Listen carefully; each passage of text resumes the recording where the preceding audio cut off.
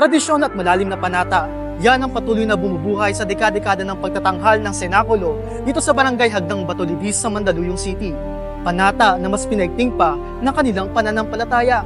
Adiya ay hindi lamang sa tinapay na bubuhay. Sa ensayo pa lang, ramdam na ang mapusong pagsasadula sa naging buhay at pasakit ni Kristo na handog ng isang community theater na dulaang matiyaga para sa inaabangang taunang senakulo ngayong darating na mahal na araw. Ang senakulo talaga kasi, panahon pa ng Kastila ito hango sa ating banal na Biblia. Kung ano laman ng Biblia, siyang laman ng pasyon. Pero ang pasyon, ginawa niya in a rhyme. Ibig sabihin, pwede mong kantahin. Ang senakulo nga dito, para ka na lang nanood sa CCP. Yung naiintindihan mo ang salita. Kaya ngayon ang wika ko. Ngayong taon ay nasa 70 mga aktor ang magtatanghal. Karamihan sa kanila, minana pa ang pagiging senakulista mula sa kanilang mga magulang. Naging role ko yung role ko ng tatay ko. Talaga nakatatak na sa pamilya. Opo. Anong feeling? Na Feeling ko, siyempre, parang ko na rin na parang ako ni tatay ko, parang nakikita ko sa sarili ko. Happy ako, parang lahat na nagampanan ng tatay ko, ako na yung pumalit.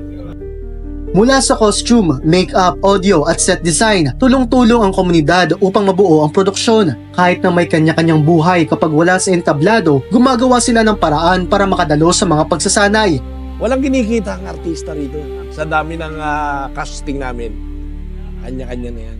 Kasama sa sakripisyo. Unang-una, tradisyon dito sa aming lugar.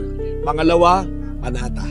Ako nagpapasalamat din sa ating mga kabarangay na ipagpatuloy yung pananampalataya sa ating Panginoon, pamamanata, at hindi lamang dito sa dahil tayo ay magkakaroon ng senakulo. Siyempre, habang buhay, habang tayo nabubuhay, yung pananampalataya natin sa Panginoon ay ating ipagpatuloy.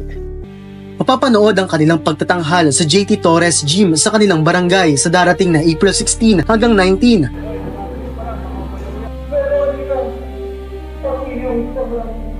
Bilang gumaganap na Kristo, ang pressure sa kanya medyo mabigat kasi nakikita ng tao dapat itong tao na to maging isang example sa barangay na gumagawa ng mabuti, tumutulong sa kapwa or hindi nakakagulo sa lipunan.